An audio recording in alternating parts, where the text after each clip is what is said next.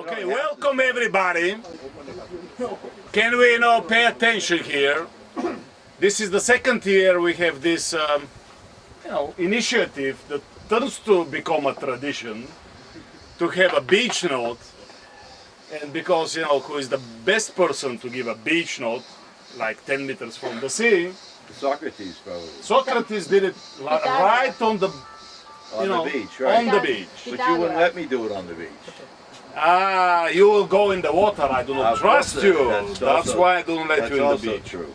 But okay, long story short, we are here for the second year, and unfortunately for us, Yale Patt is giving the beach note for the second year. Of course, we are lucky to have him here for the second year. I'm joking. And he gave us a very fuzzy definition of his keynote. Can we fix anything, whatever needs fixing? And I say, what we can fix? We're computer architects, we usually screw up things, we do not fix things. So I'm curious, Yale, what we will be able to fix. So, can you enlighten us on this one? So this thing happened because Stamatis always wanted to have one of the keynotes on the beach. And for years he kept trying to get me to come to SAMOS, and every year I would say, next year I'm too busy. And of course now it's too late for me to come to SAMOS with Stamatis, but in any case, I thought that I could at least do this keynote on the beach that he always wanted to see. And we started it last year, and I picked the title, Can We Fix It? And I came up with a number of things that we could fix. And the last item we never got to, can we fix our conferences and journals that are screwed up so badly? You agree with me, I'm surprised. Giannis, as I told you last year, I'm the only one foolish enough to do this. I'm not that foolish that I would try doing it after drinking that. Besides, that's ouzo, no? All the philosophers had alcohol. That's right. In fact, In Greece we even have Dionysus. no. In fact, you had Dionysus. That's true. In fact, it was that great Latin philosopher who said, "Bibo ergo sum." Sum ergo bibo. You don't understand Latin? Yes. Ergo, you must know, ergo. Yes. You understand the play on words, Descartes, cogito, ergo sum, bibo, ergo sum. I drink, therefore I am. I am, therefore I drink. But if I drink, it just won't work. So anyway, so we started. How much time do we have for this? 20 minutes. 20 minutes for me and Giannis, or 20 minutes for me? Giannis is very good, but anyway, so we never got to conferences and journals, so I thought I would do that. I've been struggling with what to say. This is a tough thing to do. I could talk about all the nonsense about multi-core, but this doesn't seem like the right environment to talk about all the nonsense of multi-core. There's also people here that are not part of the architecture community. Your husbands and wives. In the old days we used to say wives, but fortunately that's changed. Now it's husbands and wives of the computer architects. So I'm going to make it interesting to you, and I come up empty. So I thought, well, maybe I will do this thing. John Glosner said he wanted to hear it last year. He wanted to extend the beach note, if you will, beyond when the food was ready. I didn't think that was a good idea. So, conferences, are they broken? Of course they're broken. Can we fix it?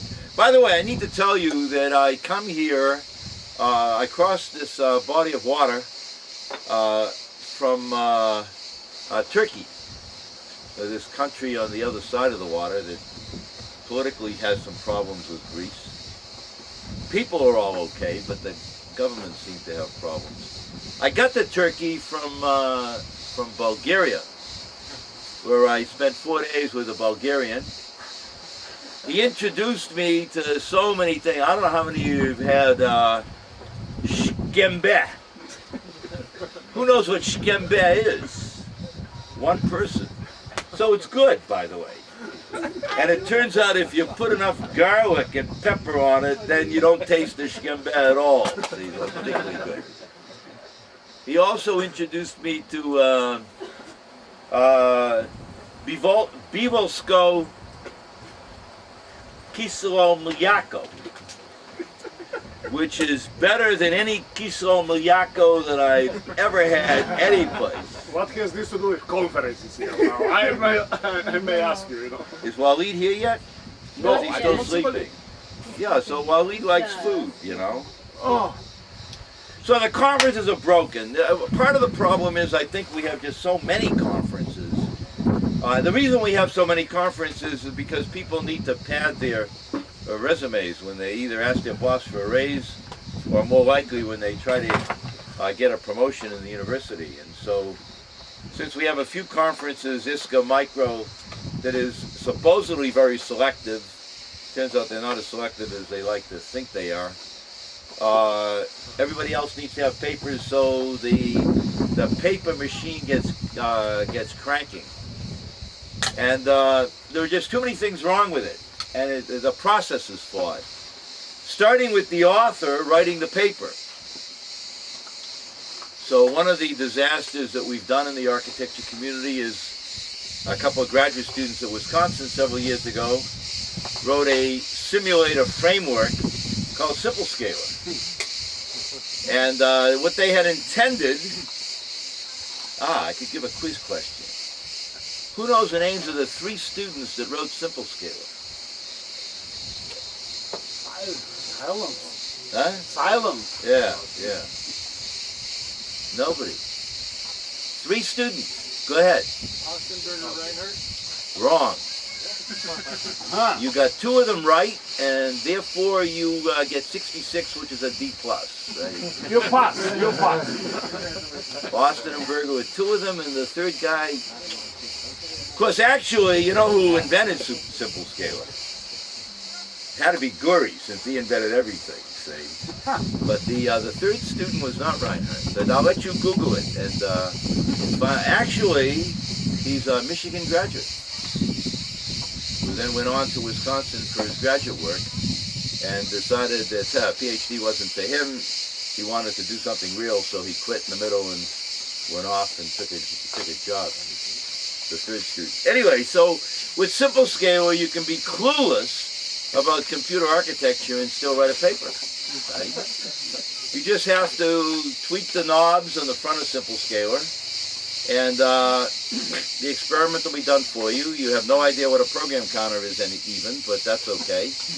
And the result is you get data, and then if you have in fact, I don't think they have that yet. They have the pipe facility in Unix. Yeah, They have the pipe facility, but they haven't figured out the software so that we could take the output of Simple Scalar and pipe it immediately to the bar graph generator, see?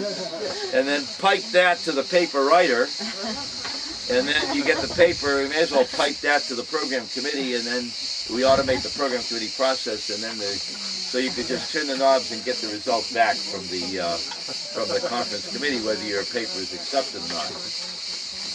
The problem is that too many people are clueless about what they're doing using Simple Scalar, and in fact, if Simple Scalar has a bug in it, and it has, then it would produce results. Wow, I get an enormous improvement, write it up, and send it in, and with this enormous improvement, the paper gets accepted. That's one place the process is flawed. In fact, I had a paper recently reviewed for the transactions on computers, and the guy complained that my results were too good, so clearly I must have lied and cooked the books. And I'm glad he did that, because I'm glad he actually said that, because that gave me a hook to go back to the editor and say, I've been doing this now for 40 years and no one has ever accused me of falsifying the data. So this guy is a scumbag and you ought to be denied the right to review papers again. And in fact, while I'm at it, why don't I show you everything else he did wrong in his review? He killed me on maybe 20 different items, each of which he was clueless. But he came with strong language. This is unacceptable. This is terrible. This is wrong. This is awful. Does this sound familiar? And then at the end, he wrote, you know, he had to pick reject, major revision, minor revision, or accept as is. Which do you think he picked? Minor revision. I said, that's strange, or at least my graduate students said that was strange. And then I pointed out to my graduate students that one of his complaints was that we had failed to reference 4 important papers. 2 of them were his. And I'm sure that if we had referenced those 2 papers, the paper would have been accepted. These were 2, he's a European, and he's from a country that's not known for its architecture research.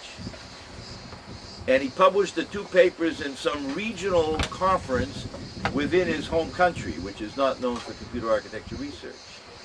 The other 2 papers that I failed to reference were in, one was in Micro, one was in ISCA, but they had absolutely nothing to do with the problem that we were working on, solve.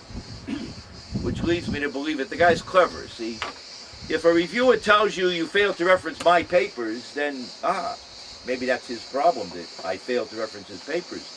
But he didn't do that. He said 4 papers, only 2 of which were his. And because he was sufficiently clueless that the other 2 had nothing to do with the work that we were doing. If it hadn't been for the fact that he accused me of lying about the data, I'm not sure what would have happened. But I could become indignant and say, I've never lied about the data. This guy should be forbidden from reviewing papers. And the editor-in-chief kicked him out and found a 3rd reviewer. The paper has since been published. I told this to a friend of mine who teaches at a South American university. And she said, you can do that. What about the rest of us who get reviews back like that? And if we were afraid that if we say this paper should not be referenced, that the reviewer will say, fine, my paper doesn't get published. So another place that the system is flawed is that the reviewers can screw a paper when they have no business doing it if they happen to be unethical people. In fact, the paper of hers has since been accepted for publication in the IEEE Transactions. It was important to her to have a IEEE Transactions paper, Transactions on Computers, and so she was willing to include 2 references that are disgusting because the anonymous referee insisted that these 2 papers should go in. Phil Emma, a researcher at IBM Research, got a paper back from a reviewer who said the paper is terrific, except you failed to reference these 10 papers by, I don't want to mention his name, you all know him, you know he's a jerk, so I'd rather not mention his name. And what Phil wanted to do was in the acknowledgments say, I want to thank the anonymous referee for insisting that I include references 4 through 13 in the list of references. Unfortunately, he was Ed Davidson's student. Ed is a gentleman, and he prevented Phil from doing it. Back to this business of could I have lied about the data? The guy actually had a good point. You could lie about the data. In fact, that's another reason why our conference is screwed up, is because who knows whether our data is worth anything or not? Who gets to see the source code of the simulator? Nobody. Right? And so you have to trust on faith that these numbers are really true. I had a student who used to work for me. I had to get rid of him because I couldn't convince him that we need to compare our work to a solid baseline. That is, what's the best you can do before we do our thing, and then we get another 2%. Well, he didn't like that because 2% the paper won't get accepted. So he picks a baseline down here and we get 50%. Then the paper will get in. I refuse to send in that paper. It's kind of like running a marathon, which I haven't done in a few years. But I'll bet that I can still run the marathon 1,000 times faster than your grandmother. You know? That's true. You pick the baseline properly, there's no end to the performance improvement that you can show. And unfortunately, the committees tend to be impressed by the numbers rather than did they pick the best baseline and what did they do above that baseline. Actually, I have a correction to that. In fact, I was going to do this in some sort of an order, but I don't know that I can do anything. Actually, I on the way over here on the boat, I sort of scribbled out a compile time schedule for this Beachnote, but now I'm in runtime. Runtime is very different than compile time, and I'm also cognizant that Giannis is going to shut me up. So you are reconfiguring. Are you reconfiguring?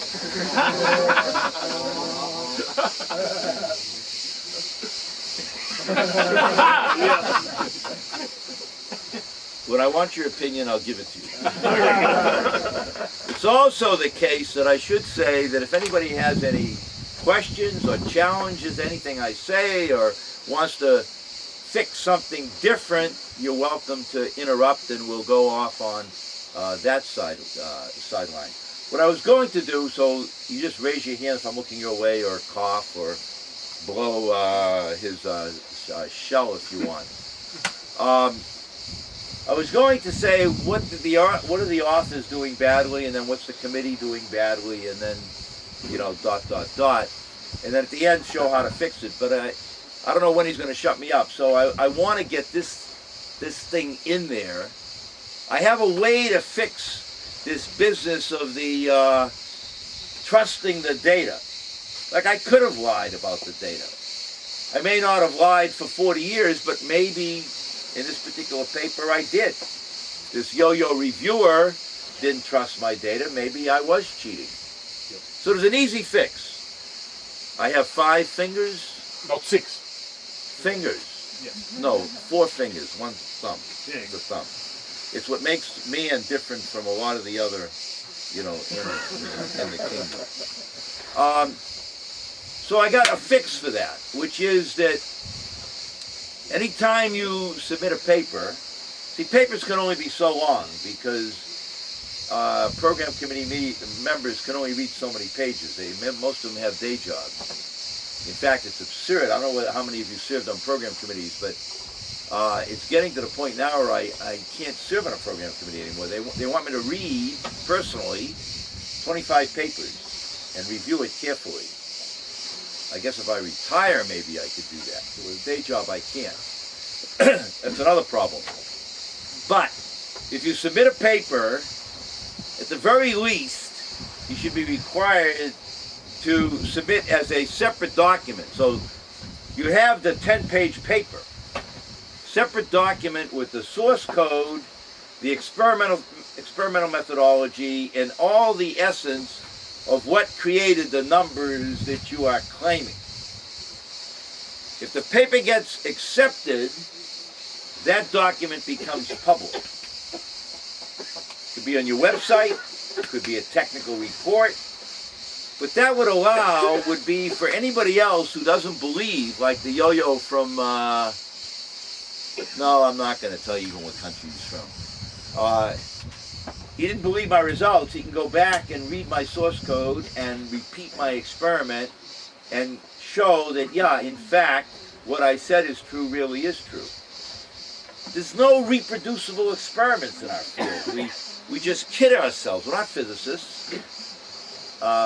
We produce this stuff that's taken on face value or rejected on face value. And the thing goes on, and we seem to say, well, we sort of put our head in the sand and say everything is terrific. Everything's not terrific. And there's a lot of students here, so I refuse to tell students that everything is terrific when it's not. And until we recognize what the problems are, we have zero chance of fixing it. Then comes the conference. By the way, another problem with the review, with the paper, the conference process is every member of the program committee gets to review 20 plus papers, personally. Ridiculous.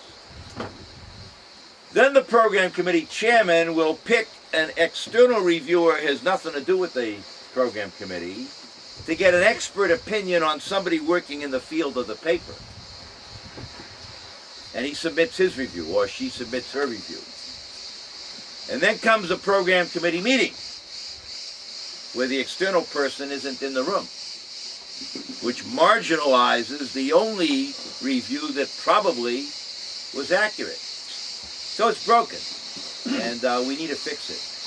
I think that if we, at the very least, require any supporting data, as opposed to taking things at face value, to be documented and made available if the paper is accepted, will go a long way to improving the process. Another thing we might do is have those reviewers who say the paper should be accepted, if the paper is accepted, sign their name. I agree that this paper should be presented at ISCA. Georgi Gajijev. Okay? Why not? And that way, when people see it's a pile of crap, they can blame him. So then he'll review the paper more carefully. Now you go to the conference where the paper is presented. And it's really interesting. You go to the first day of the conference, that first session. If you want people to hear your paper, try to get the program chairman to schedule it the morning of the first day. See, people actually show up in the room now. But as the conference wears on, most of the people aren't even in the room. They're standing out in the corridor having coffee while you're presenting the paper to a number of people well under half, probably well under 30% of the attendance. So the conferences are broken. The journals are broken too, as referenced by this comment I made about this woman who, in order to get her paper accepted, had to include 2 references that are just disgusting pieces of work. And she's embarrassed because somebody else will look at these references and say, why did you include these references? I think that the problem starts with the fact that there are too many conferences. The problem continues with the fact that members of the program committee are required to review far too many papers. The problem continues further by us willing to accept papers where we don't know, 20 pages of manuscript, 10 pages of paper, we don't know that we can't demonstrate that what's in the paper is accurate, and the problem just keeps continuing. There's a formula for writing a paper. In fact, maybe that's what I should give them, is the how to get a paper into the top conferences in the field. Right? Make sure there's lots of bar graphs. There's a formula. A little bit of an abstract, introduction, section on related work. Lots of bar graphs. Pick a weak baseline. I will do a multi-core item. So somebody came up with this idea that, do I want to do this in public? 5 minutes. Sure, why not? So what should the chip of the future look like? A few heavyweight cores or tons of Mickey Mouse cores? Right? It turns out if the parallelism is enormous, a ton of Mickey Mouse cores is the answer. Turns out there are problems with a ton of Mickey Mouse cores. Huh? What? What? How much time? 1 minute? 2 minutes? 2 minutes. 2 minutes. Okay. I can do this in 2 minutes. I can do this in 2 minutes. Shoot this like this, Yale. You're gorgeous. I hope he appreciates you. He does. Good. He's so lucky. But he has to say that, see, not you. He does. You're a typical woman. You speak for your man, you I'm know? not typical at all.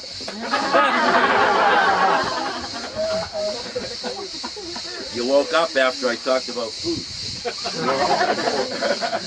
The problem with a huge number of Mickey Mouse cores, there are two problems.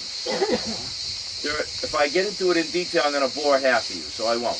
But I will just state them. Amdahl's Law, Mickey Mouse cores are terrible for Amdahl's Law, and critical sections.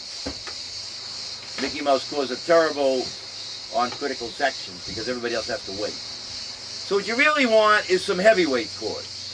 You don't need a lot of them because they chew up chip area. So you want some heavyweight cores, 1 or 2, some Mickey Mouse cores, 1 or 200. That's probably the correct chip of the future. Some guy gets a bright idea, why don't I combine the two? I'll have Mickey Mouse cores, which I will reconfigure into a heavyweight core. Except when he reconfigures it into a heavyweight core, he consumes far too much power, he runs far too slow, and he wastes far too much energy, and he still doesn't get the job done. And that's very problematic. So, how do you get a paper accepted? The formula. Lots of barcodes, bar graphs. Don't worry about serious work. Worry about choosing the right baseline so that the data fits right.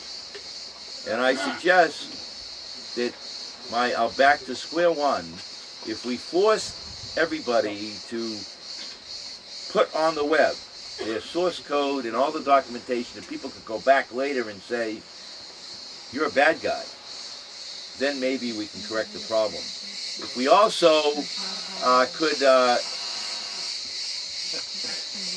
who's that? I'm done? Who's that?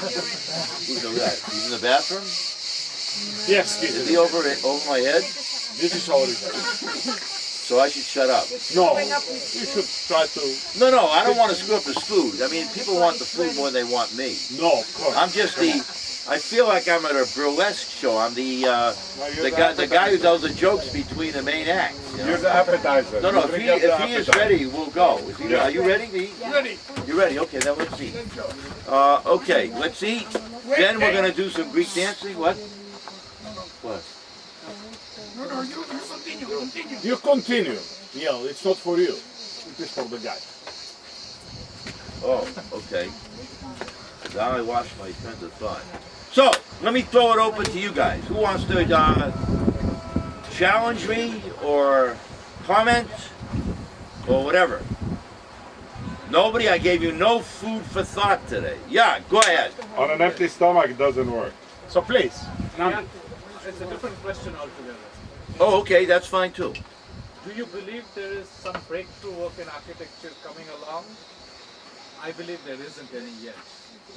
And yet, there's been breakthrough architectures every few years. I wrote a paper for Proceedings in IEEE, which is more a survey kind of magazine, called, what the hell did I call it?